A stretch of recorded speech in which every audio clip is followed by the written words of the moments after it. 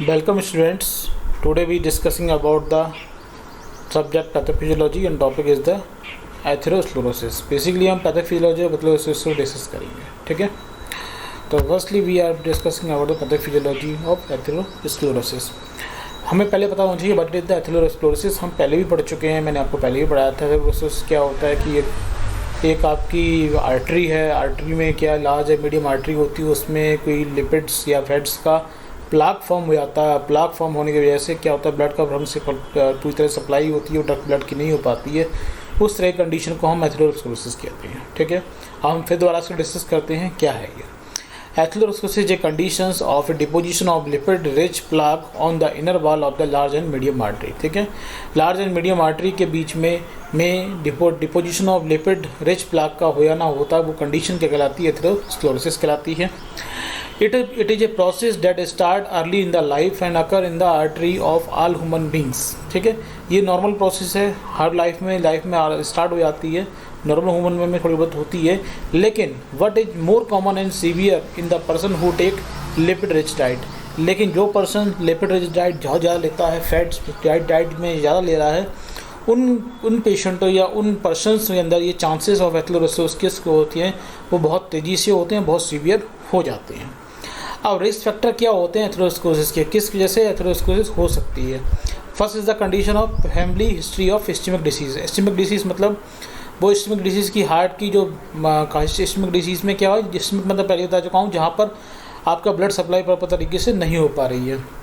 यानी blood supply कब नहीं हो पाएगी, जब आर्टरी में कोई ब्लॉकेज हो, जैसे ब्लड नहीं पहुँच पा रहा है। इस तरह की कोई फैमिली में किसी के केसेस हो चुके हैं, मदर के, फादर के, तो कि उसके भी होने के चांसेस बढ़ जाते हैं फैमिली हिस्ट्री के बेस पे। दूसरा क्या है, हाइपरलिपिडीमिया। अगर कोई पेशेंट हाइपरलिपिडीमिया है, उसका lipid level, high cholesterol level जो बढ़ा हुआ है, जैसे हाई लेवल ऑफ एलडीएल और बीएलडीएल काफ़ी ज़्यादा बढ़ा हुआ है, तो उसके चांसेस हैं कि उसको भी एथेरोस्क्लेरोसिस के रिस्क होने का होता है।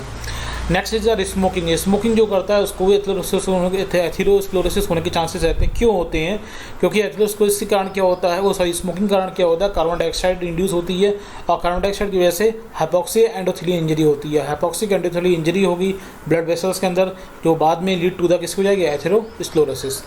नेक्स्ट फैक्टर क्या है, रिस्क फैक्टर हाइपरटेंशन। हाइपरटेंशन कोई पेशेंट है हाइपरटेंशन का, तो उसका ब्लड का प्रेशर हायर शेयरिंग रेट हो गई, हायर शेयरिंग इंड्यूस होगी, कहाँ पर, ब्लड वेसल्स की वाल पर, इंटरनल वाल पर हाई बहुत ज़्यादा प्रेशर पड़ेगा उस ब्लड का हाई शेयरिंग, यानी बहुत प्रेशर पड़ने की वजह से क्या होगा, ब्लड वेसल्स में इंजरी हो सकती है, इंटरनल इंजरी, और इंटरनल इंजरी बाद में किस में कन्वर्ट हो जाती है, एथेरोस्क्लेरोसिस में। नेक्स्ट क्या है, डायबिटिक मेलाइटिस। डायबिटिक मेलाइटिस जो पेशेंट होती है उसमें ग्लाइकोसाइलेट प्रोटीन्स होती है, ब्लड में ज़्यादा होती है, और वो ब्लड वेसल्स में कभी कभी वो बाइंड हो जाती है लिपोप्रोटीन से, और लिपोप्रोटीन से आगे उसको प्रमोट करती है एथेरोस्क्लेरोसिस के लिए। तो डायबिटिक मेलाइटिस कोई रिस्क फैक्टर्स है फॉर द एथेरोस्क्लेरोसिस।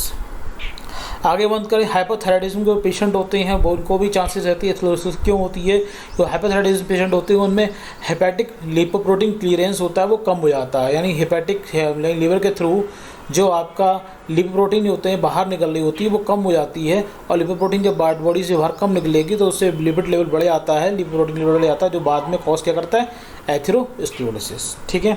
हम जैसे देख सकते हैं एथेरोस्क्लेरोसिस कंडीशन मैंने पहले बताई थी, जैसे ये ब्लड वेसल्स है, ब्लड वेसल्स की मीडियम वाला है, ये सबसे इंटरनल वाला है, एंडोमेट्रियम के बाद क्या है, ब्लड वेसल्स में ब्लड फ्लो होता है, लेकिन किसी कंडीशन में यह क्या है, ये प्लाक बन जाता है। ये प्लाक जो है किसका है, lipid, calcium and cell diverse होता है, उनका प्लाक फॉर्म हो जाता है। इस कंडीशन को हम एथेरोस्क्लेरोसिस बोलते हैं, ठीक है।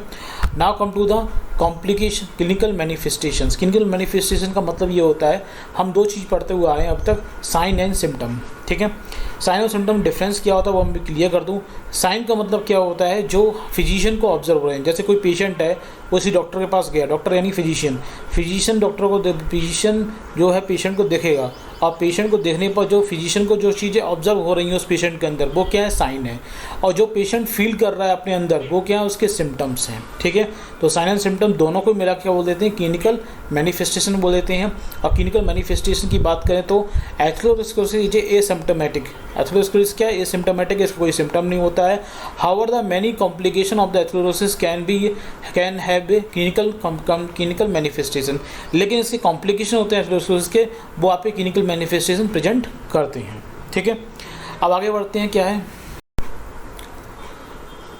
There are three basic change which are responsible for producing a different complication of atherosclerosis.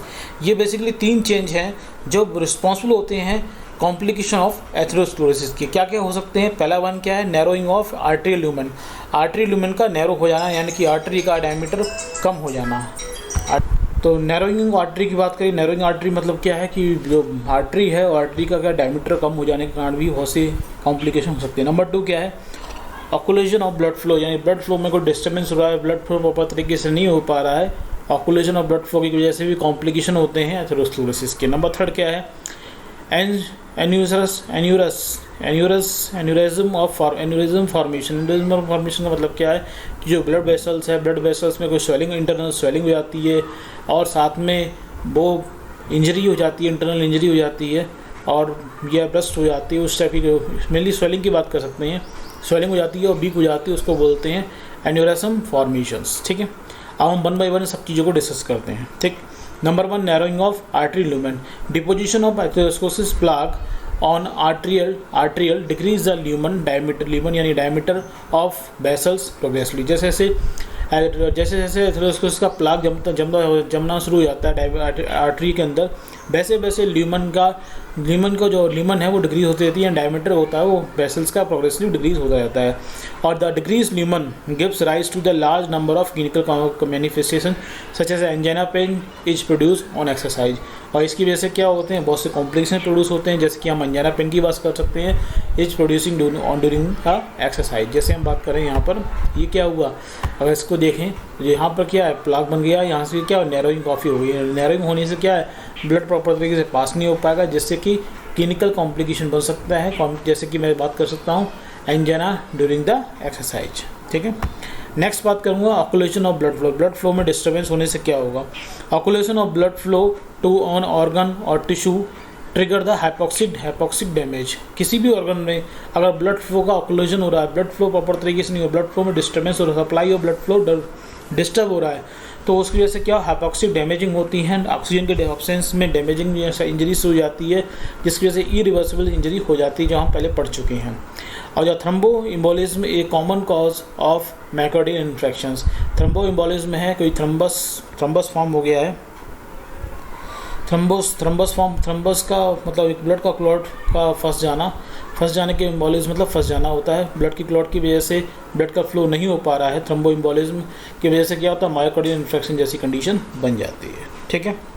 अब नेक्स्ट बात करेंगे हम number 3, aneurysm formations. Aneurysm formation क्या होता है? Atherosclerosis plaque cause hardening of the blood vessels and blood vessels wall and brittle due to the calcification of the plaque.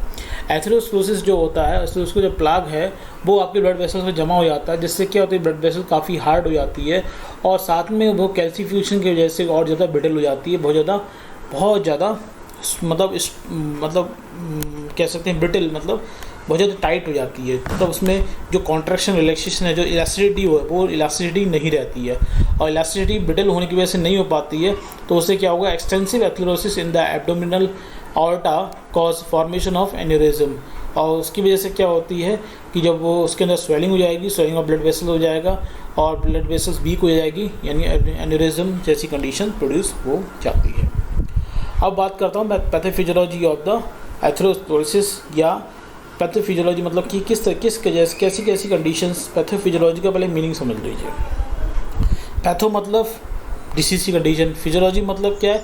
Disease की duration में जो फिजियोलॉजी में चेंजिंग हो रहे हैं वो क्या है? पैथोफिजियोलॉजी है. अब क्या होता है इसमें? एथेरोस्क्लेरोसिस जो process that affect mainly large and medium artery, हम पहले पढ़ चुके हैं. It start with localize endothelium injury to the area of vessels due to the higher shearing stress. ठीक है. ये कब स्टार्ट, जब ये एथेरोस्क्लेरोसिस प्रोसेस कब स्टार्ट हो जाती है? जब कोई ब्लड वेसल्स है, ब्लड वेसल्स में कोई लोकल इंजरी हो, कई चांस की वजह से हायर ब्लड प्रेशर की वजह से इंजरी हो सकती है, स्मोकिंग की वजह से इंजरी हो सकती है, और भी कारण हो सकते हैं जैसे इंजरी हो सकती है. और इंजरी होने की वजह से इंजरी क्यों होती है? Area due to the higher shear stress की वजह से. अब इंजरी होने से ही ये एथेरोस्क्लेरोसिस की फॉर्मेशन होना स्टार्ट हो जाता है. और फिर क्या होगा? जब इंजरी हो जाएगी, एज रिजल्ट दिस, जो इंजरी होने के बाद में क्या होगा? Endothelial cell express vascular cell adhesion molecule. और जो एंडोथेलियल सेल्स क्या रिलीज करेंगे, एक्सप्रेस करेंगे वैस्कुलर सेल एडिशन मॉलिक्यूल या cell adhesion molecule in the membrane. ये एंडोथेलियल सेल से वैस्कुलर सेल एडिशन मॉलिक्यूल होता है, रिलीज हो जाता है और सेल एडिशन मॉलिक्यूल क्या करते हैं, डिफरेंट टाइप की सेल को अपने साथ में बाइंड करने लगते हैं, अपनी तरफ अट्रैक्ट करते हैं। जैसे फिर क्या होगा, monocytes in the blood bind to the adhesion molecule, attract करेंगे, बाइंड करने लगेंगे। मोनोसाइट्स जितने भी होंगे वो एडिशन मॉलिक्यूल से बाइंड हो जाएंगे, जहाँ पर इंजरी हुई है वहाँ एडिशन मॉलिक्यूल होंगे और एडिशन मॉलिक्यूल से मोनोसाइट्स बाइंड ना हो जाएंगी and infiltrate into the sub endothelium region. और सब एंडोथेलियम रीजन में क्या वो पहुँच जाती हैं, ब्लड वेसल्स की सब एंडोथेलियम रीजन में पहुँच जाती हैं, जस्ट एंडोथेलियम के जस्ट नीचे वाली लेयर में पहुँच जाती हैं। और फिर क्या होगा, साइटोकिनिन प्रोड्यूस होते हैं बाय द एंडोथेलियल सेल्स। जो एंडोथेलियल सेल्स में पहुंची हैं वहाँ इन्फ्लामेशन का होना शुरू हो जाएगा। जब ये मोनोसाइट वहाँ पहुंचेंगे तो वहाँ से क्या है, साइटोकिनिन रिलीज हो जाएंगे और साइटोकिनिन क्या करें, transform the monocyte into the macrophage. और साइटोकिनिन की वजह से क्या होता है, मोनोसाइट जितनी सेल्स होती हैं वो किसमें चली जाती है, मैक्रोफेज सेल में चली जाती हैं। और which synthesise receptor of oxidising LDL, जो कि रिसेप्टर बनाते हैं जो कि क्या करते हैं, सिंथेसाइज करते हैं रिसेप्टर किसके लिए, ऑक्सीडाइज LDL के लिए, LDL लो डेंसिटी लिपोप्रोटीन के लिए। With help of this receptor, अब ये रिसेप्टर जब फॉर्म हो गया है, with help of this receptor the macrophage captures and store large amount of lipid in their cytoplasm. इस रिसेप्टर की वजह से क्या होती है, जितनी मैक्रोफेज सेल्स होती हैं वो हायर अमाउंट ऑफ लिपिड को कैप्चर करती हैं और अपने अंदर स्टोर कर देती हैं अपने अंदर। उसके अंदर जो मैक्रोफेज साइटोप्लाज्म में उसमें हाई अमाउंट में लिपिड क्या होता है, ये कैप्चर होता रहता है, साथ में स्टोर होता रहता है। अब क्या होगा देखते हैं आगे, फिर हम फिगर समझेंगे इसे। अब macrophage fill with fats molecule, अब जैसे जैसे मैक्रोफेज के अंदर फैट बढ़ता गया तो फैट जब बढ़ जाता है तो उससे क्या बोलते हैं, फॉर्म सेल्स बोलते हैं। और cytokinin produce by activated endothelium cells and activated macrophage also.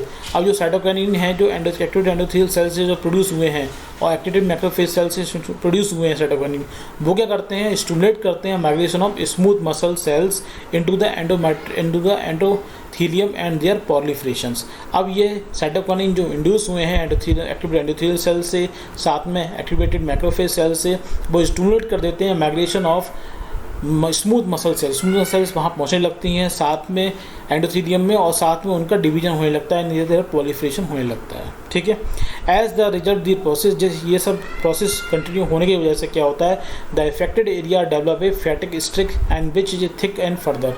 जो यहाँ पर एक फैटी जैसा एक स्ट्रिक यानी कि एक फैट का गुच्छा होता है, फैट का एक एक्यूमुलेशन होता है, एक्यूमुलेट हो जाता है और जब बाद में एक थिक हो जाता है, बाद में थिक होता रहता है और जब थिक होता रहता है तो एथेरोस्क्लेरोसिस कंडीशन डेवलप हो जाती है। Finally the atherosclerotic plug attract the calcium to become a harder and brittle.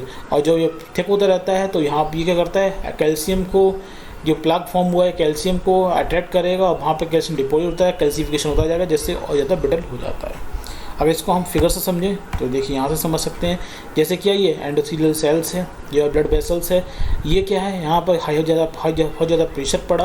बहुत ज़्यादा प्रेशर पड़ने की वजह से क्या हुआ, बहुत ज़्यादा प्रेशर पड़ने की वजह, चाहे वो आपका हाइपरलिपिडीमिया की वजह से इंजरी हुई हो, चाहे स्मोकिंग की वजह से इंजरी हुई हो, टॉक्सिन वायरस किसी वजह से इंजरी हुई हो, इंजरी होने से क्या हुआ, मोनोसाइट्स थी, यहाँ पर क्या हुआ, जो आपका मैंने बताया था आपको एडिशन मॉलिक्यूल से वो एक्टिवेट हो जाते हैं, एडिशन मॉलिक्यूल से मोनोसाइट क्या होती है, बाइंड हो जाती है और बाइंड होने के बाद में क्या है, वो एंडोथेलियल सेल्स के अंदर के सब एंडोथेलियल सेल में पहुंच जाती हैं और सब एंडोथेलियल सेल में पहुंचने के बाद में वो क्या करती हैं, फैट का स्टोरेज कंटिन्यू करती रहती हैं, फैट रिसेप्टर बन जाते हैं, जैसे फैट का एक्यूमुलेशन कंटिन्यू होता है, जैसे फैटी मॉलिक्यूल्स काफ़ी ज़्यादा यहाँ एक्यूमुलेट हो जाते हैं। साथ में यहाँ से क्या होती हैं, एक साइटोकाइनिन रिलीज होते हैं, साइटोकाइनिन रिलीज होने से क्या है, एंडोथेलियल सेल्स होती हैं, एंडोथेलियल स्मूथ मसल सेल्स होती हैं, वो ज़्यादा जाती हैं और उनका भी एक्यूमुलेशन होता रहता है। और बाद में कैल्सिफिकेशन की वजह से क्या होता है, कैल्शियम बहुत ज़्यादा स्टोर हो जाता है और बहुत ज़्यादा ब्रिटल जैसी कंडीशन बन जाती है और ये प्लाक क्या होता है, उसको जैसी कंडीशन प्रूफ पैदा हो जाती है। ठीक है, यहाँ ख़त्म हुआ आपका एथेरोस्क्लेरोसिस की पैथोफिजियोलॉजी। अगर आपको वीडियो समझ में आया हो तो लाइक कीजिएगा, कोई कन्फ्यूजन हो तो कमेंट बॉक्स में ज़रूर पूछिएगा और अगर मेरे चैनल को सब्सक्राइब नहीं किया है तो सब्सक्राइब जरूर कीजिएगा। अगर आपको लग रहा है किसी की वीडियो हेल्पफुल हो सकता है तो उसको शेयर ज़रूर कीजिएगा। ठीक है, नेक्स्ट वीडियो में मिलते हैं, तब तक के लिए थैंक यू।